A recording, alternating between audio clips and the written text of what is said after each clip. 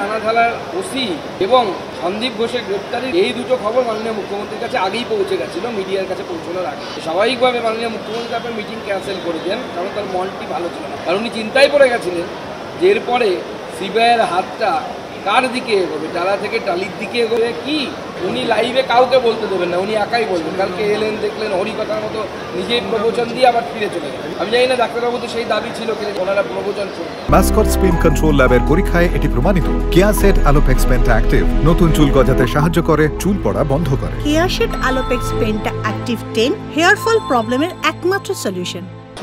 আজকে যখন টালা থানা ওসিকে কোর্টে তোলা হচ্ছিল সেই সময় বিক্ষোভ দেখানো এবং জুতো দেখানো হয়, কি বলবো? সবে তো মানুষ টালাকে জুতো দেখাচ্ছে, কিছুদিন অপেক্ষা করুন, টালিকেও দেখাচ্ছে। টালা দিয়ে শুরু হয়েছে, টালিতে গিয়ে শেষ।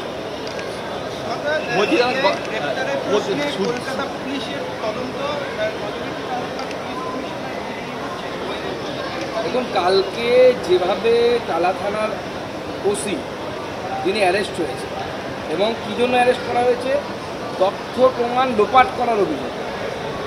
যেমন তেমন বিষয় নেই, পুলিশের কাজ হচ্ছে তথ্য প্রমাণ জোগাড় করে অপরাধীকে জাস্টিস দেওয়া, মানে অপরাধীকে জাস্টিসের কাছে নিয়ে যাওয়া, ন্যায়ের দিকে নিয়ে যাওয়া, শাস্তি দেওয়া। কিন্তু এখানে পুলিশ মানে যে রক্ষাকর্তা সেই হচ্ছে নষ্ট করছে, যে রক্ষক সেই ভক্ষক। পুলিশই তথ্য প্রমাণ লোপাট করেছে।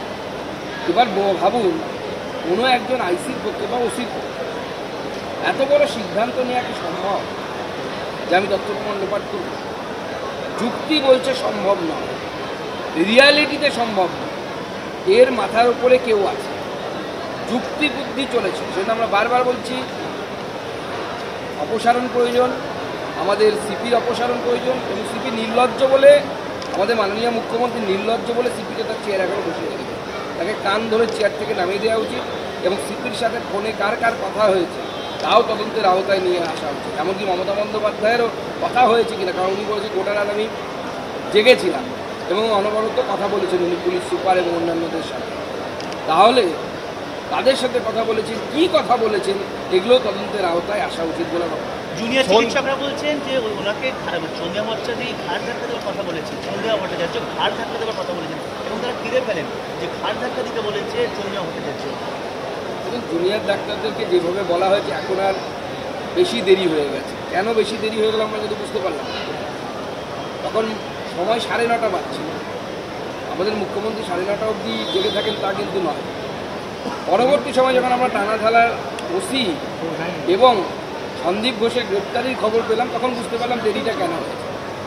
এই দুটো খবর মাননীয় মুখ্যমন্ত্রীর কাছে আগেই পৌঁছে গেছিল, মিডিয়ার কাছে পৌঁছানোর আগে বা আমাদের কাছে পৌঁছানোর আগে। স্বাভাবিকভাবে মাননীয় মুখ্যমন্ত্রী তারপর মিটিং ক্যান্সেল করে দেন, কারণ তার মনটি ভালো ছিল না, মন ভালো ছিল। কারণ উনি চিন্তায় পড়ে গেছিলেন যে এরপরে সিবিআইয়ের হাতটা কার দিকে এগোবে, টালা থেকে টালির দিকে এগোবে কি, এই বিষয়ে উনি চিন্তিত হয়ে গেছিলেন, তাই মিটিং ক্যান্সেল করেছেন। দ্বিতীয় কোনো কারণ, সন্দীপ ঘোষকে সিবিআই খুন এবং ধর্ষণ মামলায় গ্রেপ্তার করেছে, কি বলবেন? খুন, ধর্ষণ, প্রমাণ লোপাটের মামলায়, প্রমাণ লোপাটের ক্ষেত্রে তাকে গ্রেপ্তার করেছে। আগে থেকে সেই গ্রেপ্তার ছিল করাপশনের মামলা। বাংলার মানুষ চাইছে, জুনিয়র ডাক্তাররা চাইছে, এবং কালকে জুনিয়র ডাক্তারদের তরফ থেকে সিবিআইকে ধন্যবাদও দেওয়া হয় এবং তাদের প্রশংসা করা হয়। গোটা বাংলার মানুষের ডিমান্ড ছিল যে ডক্টর সন্দীপ ঘোষকে উপযুক্ত শাস্তি দেওয়া হোক। বিশেষত এই যে তথ্য প্রমাণ তো চোখে সামনে চলে এসে জলের মতো ক্লিয়ার, ক্রিস্টাল ক্লিয়ার, ইংরেজিতে যাকে বলে। ডাক্তার লিখছে নোট যে স্টিপুলেটেড টাইমের বাইরে করা সম্ভব নয়, ইভিনিংয়ের পর করা সম্ভব নয়, সুপ্রিম কোর্টের রায় আছে। সেখানে টালা থানার ওসি সে আলাদা করে চিঠি লিখছে, স্পেশাল সার্কামস্ট্যান্সেস এগুলো করে দিন, চাপ দেওয়া হচ্ছে করার জন্য। এর মানে কি বুঝতে পারছেন না? আর কি বোঝার কিছু বাকি আছে? শুধু লাইভ স্ট্রিমে আপত্তি কেন? নবান্ন দেখা গেল, কালে কালীঘাটে বাড়ি গেল, রেকর্ডিং, সব কিছু আপত্তিটা কেন মমতা বন্দ্যোপাধ্যায়? এখন আপত্তি আমি গতকালই বলেছি প্রেস কনফারেন্সে, মুখ্যমন্ত্রীর বিভিন্ন প্রোগ্রাম লাইভ স্ট্রিমিং হয়। মুখ্যমন্ত্রীর সমস্যা একটাই, তিনি হচ্ছেন মেগালোম্যানিয়া, ইংরেজিতে এই শব্দগুলো আছে ওনার জন্য উপযুক্ত। উনি লাইভে কাউকে বলতে দেবেন না, উনি একাই বলবেন। কালকে এলেন, দেখলেন হরিকথার মতো নিজেই প্রবচন দিয়ে আবার ফিরে চলে গেলেন।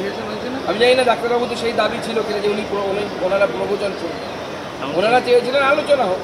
মাননীয় মুখ্যমন্ত্রী লাইভে অন্য কাউকে বলতে দেবেন না। এমনকি যে প্রশাসনিক বৈঠকগুলোও হয় দেখবেন তাতে লাইভ হয়, যাতে কেউ বেশি কিছু বললে পরে সেখানে ধমকে তাকে বন্ধ করে দেয়। কারণ মাননীয় মুখ্যমন্ত্রী অন্য মত, অন্য কথা, অন্য চিন্তা ভাবনা কোনোটাই অ্যাকসেপ্ট করেন না। কোনো ধরনের গণতান্ত্রিক মূল্যবোধ মাননীয় মুখ্যমন্ত্রীর মধ্যে 0.001%। বলছি কলতান গ্রেপ্তার হলো, পর দুবার বৈঠক ব্যর্থ হলো মুখ্যমন্ত্রীর সঙ্গে, আন্দোলন তাহলে কোন দিকে, মানে কি আন্দোলন কোন দিকে যাবে সেই আন্দোলনকারীরা বলতে পারে। আমরা এই আন্দোলনের সাথে নেই, মানে সাথে আছি কিন্তু মধ্যে নেই, আমরা তো এই আন্দোলনের ভেতরে নেই।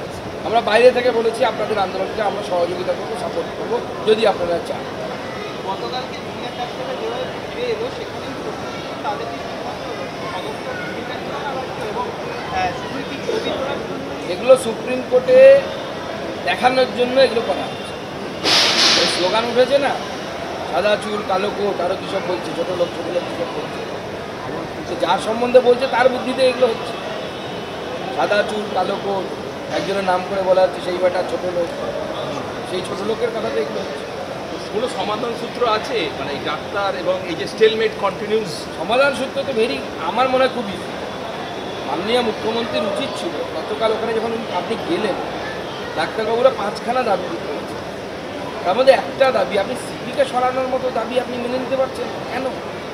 আপনার দাবিতে তো আপনার পূর্ববর্তী মুখ্যমন্ত্রী সিপিকে সরিয়েছিল। আজকে আপনি কেন সেই প্রমাণটা, সেই উদারতাটা দেখাতে পারছেন? সেই উদারতাটা কেন নেই আপনার মধ্যে? এত ন্যারো মাইন্ডেড কেন? আর উল্টোপাল্টা মিথ্যে কথা বলছেন। সুপ্রিম কোর্টে আছে তাই আমরা লাইভ স্ট্রিমিং করতে পারবো না। আরে সুপ্রিম কোর্টে পুরো ব্যাপারটা নেই, সুপ্রিম কোর্টে শুধু মার্ডার অ্যান্ড নিয়ে এটা আছে, মার্ডার অ্যান্ড রেপ কেসটা আছে, বাদবাকি কিছু নেই। কেউ কোনো মানা নেই লাইভ করতে। উনি মানুষকে বোকা ভাবছেন, ভুল বোঝাচ্ছেন।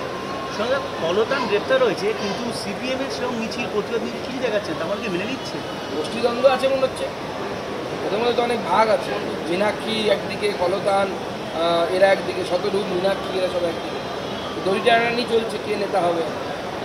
আর লাস্টে মুর্শিদাবাদে আজকেও একজন কংগ্রেস নেতাকে বোম মেরে খুন করা হয়েছে, অভিযুক্ত তৃণমূল মুর্শিদাবাদে। না, কংগ্রেস লিডারশিপ এভাবে অন্ধের মধ্যে যদি বসে থাকে, রাহুল গান্ধী যদি ওখানে মমতা দিদি করেন আর পিসপাই খান একসাথে, তাহলে এরকমই হয়। কংগ্রেস এই রাজ্য থেকে নিশ্চিহ্ন হয়ে যাবে।